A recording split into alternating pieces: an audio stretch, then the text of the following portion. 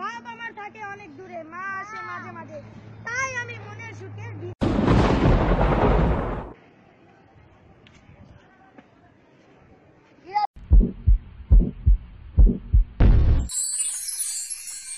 হ্যাঁ দোস্ত। হ্যাঁ, আজকে বুঝি একটা আড্ডা দেবো। ঠিক বলেছিস। তো জানিস তুই আমি কতদিন ধরে লুকিয়ে লুকিয়ে সিগারেট খাই, কি যে মজা। ঠিক বলেছিস দোস্ত। মোটা ভাই, তোরা ছাদে কি করিস? তোদের কাছে কি বিড়ি আছে?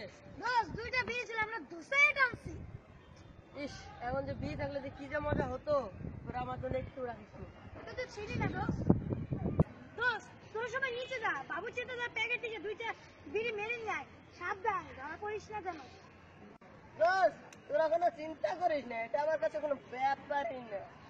ঠিক বলেছিস দোস্ত। ঠিক আছে দোস্ত, এটা আমাদের কাছে কোনো ব্যাপারই না নিয়ে আসার জন্য।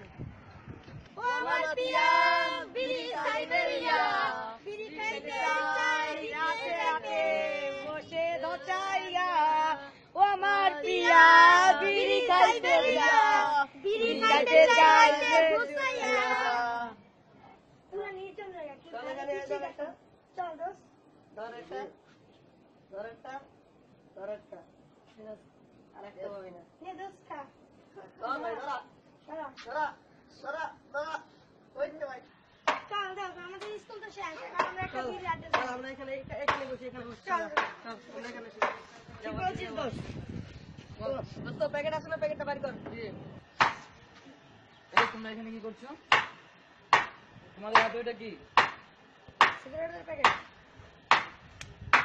তোমরা জানো না এগুলো খাওয়া নিষেধ? হ্যাঁ, এই তোমাদের স্কুল কলেজ তোমরা বাদ দিয়ে তোমরা এখানে সিগারেট খাচ্ছ? স্কুল তো শেষ। আবার কথা বলছো, তোমরা যেমন জানো, হ্যাঁ, এই বয়স তোমাদের সিগারেট খাওয়া কত নিষেধ?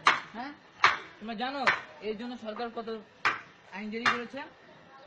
তোমরা স্কুল ফাঁকি দিয়ে তোমরা এখানে সিগারেট খাচ্ছ। তোমাদের বাবা মা তোমাদের স্কুলে কিসের জন্য পাঠায়?